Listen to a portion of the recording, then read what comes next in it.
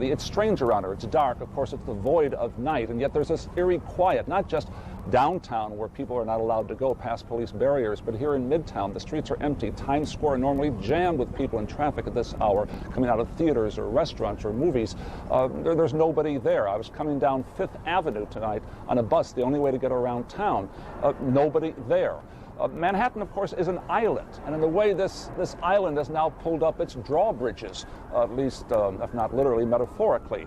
The tunnels in and out of town, the Lincoln Tunnel and the Holland Tunnel have been closed to traffic. The bridges are closed to vehicular traffic.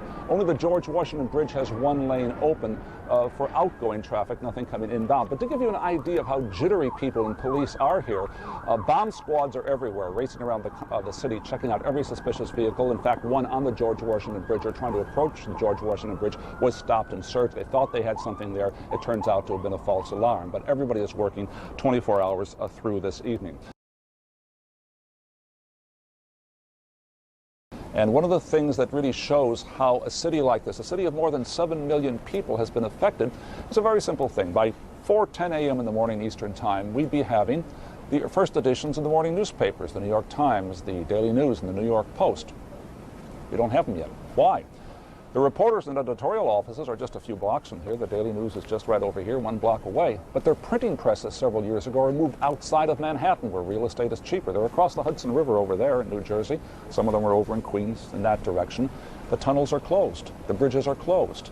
Obviously, they'll get the papers into town at some point. But as of right now, on this Wednesday morning, there are no newspapers in New York, as New Yorkers will soon be waking up. Back to you now in Atlanta.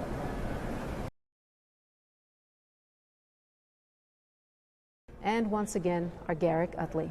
Well, really, speaking of headlines, we've just got the first edition of one New York newspaper. It's the New York Post. As you can see here, act of war is on the front page. Get it right there.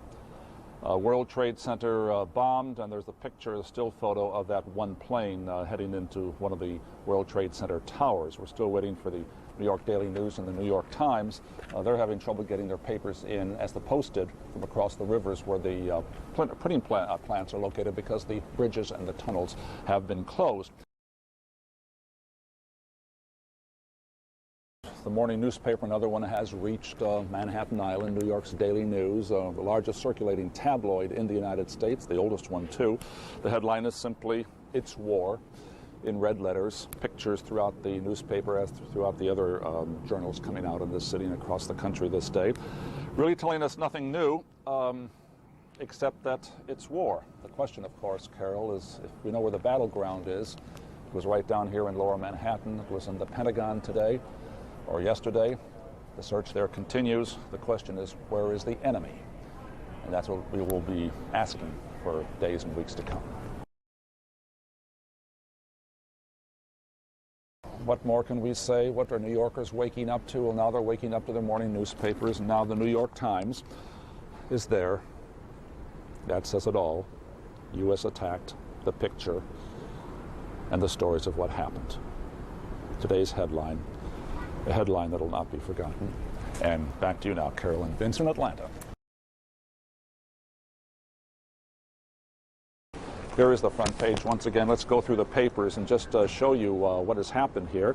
The New York Times, U.S. attack. You can't put it any more boldly than that. 8-column headline right across the entire paper.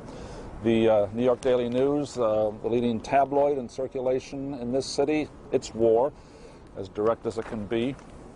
Same with the New York Post, an act of war. Sorry, get the hand out of there. With a picture still of the plane going into the tower, and the Wall Street Journal. And of course, this tragedy occurred right in the heart of the financial district of New York, the financial center of the world economy, if you will. Terrorists destroy World Trade Center, hit Pentagon, and raid with hijacked jets.